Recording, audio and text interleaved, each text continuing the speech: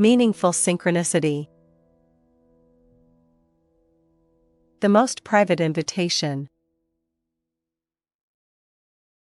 An essay by James Mahu. Question: what exactly is the meaning and value of the concept we call synchronicity? Answer: first, we must agree that we live in multiple dimensions simultaneously. Then, we must also believe that we are imbued with free will. Next, we must believe that we are living examples of our transparency to our soul self, or what I like to call the sovereign integral. When our beliefs encompass these three things, we can experience and understand meaningful synchronicity. Synchronicity takes multiple forms in the physical world. One example is how the future is foreseen by our subconscious, and this insight is passed to our imaginations, and we can thereby configure our future. In other words, it is our future that is creating our infinite now in this particular spacetime. In effect, our future is writing the script of our present-day life. Now, the real question is which future? There are an infinite number within dimensions too numerous to even imagine. Which future of ourself, our inner self, do we allow our imaginations to see, to wonder about, to love, to admire, to want to emulate, to live? Which future? Synchronicity is an outgrowth of this phenomenon. The near-term flashes of synchronicity that involve things like, I was just thinking about that, or what a coincidence that this or that happened at this particular moment. It's like viewing life at a crossroads where future and present suddenly merge and we can see their overlap, where they coexist. These are from a future self that may only be 10 minutes ahead or perhaps a year. However, in the longer term, where synchronicity is particularly meaningful and valuable is when we can imagine our future selves in the most favorable light, where we see ourselves as all of unity and one of individualism. A present sovereign and a future integral. This is the form of synchronicity that is sought for by our higher selves, the part of us where we feel coherent, aligned, and in tune with the intelligence that surges through all life. When we can flick the light switch on and shine the light on our innermost self, that part of us that is the whole of us, it begins to interact with our human self.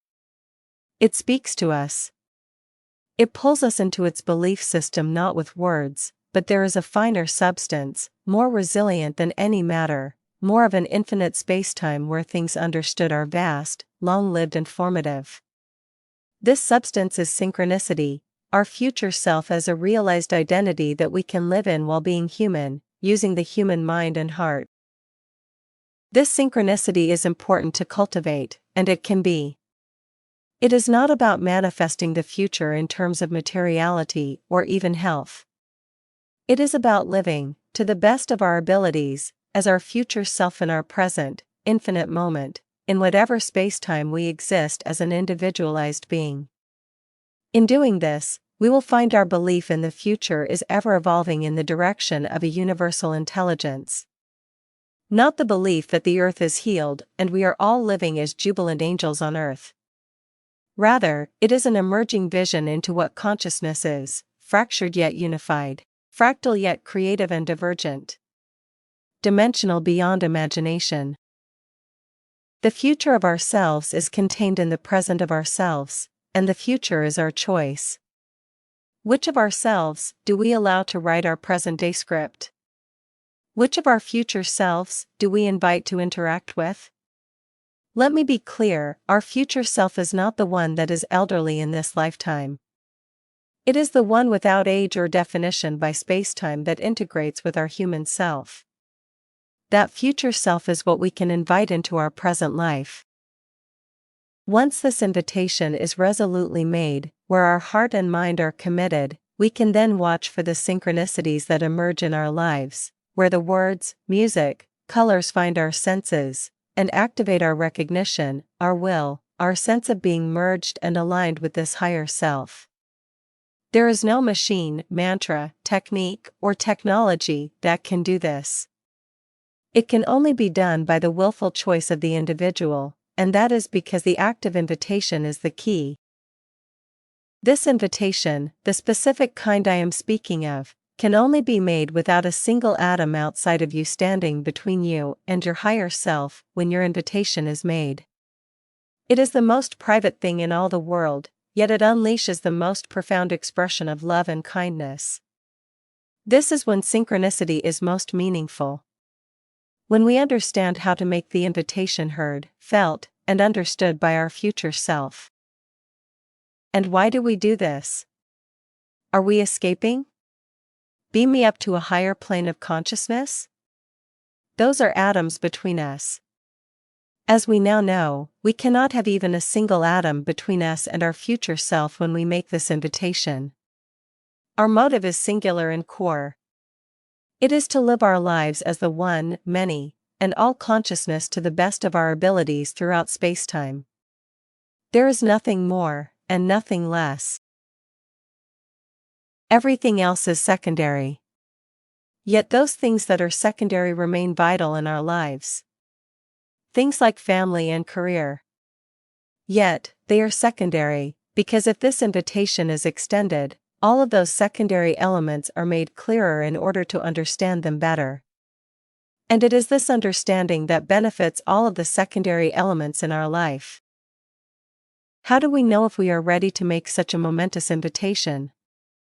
We desire it, knowing of its fundamental change in our lives. Knowing this commitment is the brightest star in our local universe. Knowing it is completely decoupled from every outside influence. There is our desire, our future self, and an invitation. That is all that is required, and more than this is too much. This is what meaningful synchronicity boils down to. Its distillation. It is the gathering of these three things: desire, our future self, and an invitation. Yet, how we employ these three things makes the difference in the conduct and behavior that follows. And this is because we can activate many, many future selves that are indeed future selves, but not the future self. And this is fine. We activate the script writer that we can bear. It also means that as we evolve, we must extend this invitation repeatedly, always striving to penetrate to the self that is all. The phenomena that surrounds us in the physical world is one dimension in an infinite world of dimensions. Synchronicity is the way we know that our finite and infinite dimensions are interconnected within our local universe. That we can play a role in unifying them. In bringing them together. And this role is not played on the stage of a single lifetime. It becomes our future, our present, and our past. Our existence is this, unifying the finite and infinite.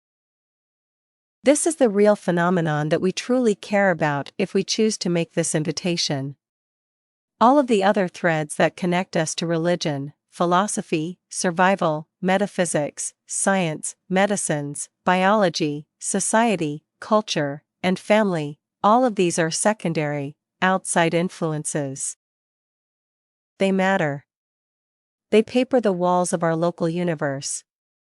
Yet, they remain clustered around the core of us, and in that core is our future self, the sovereign integral consciousness. This becomes primary.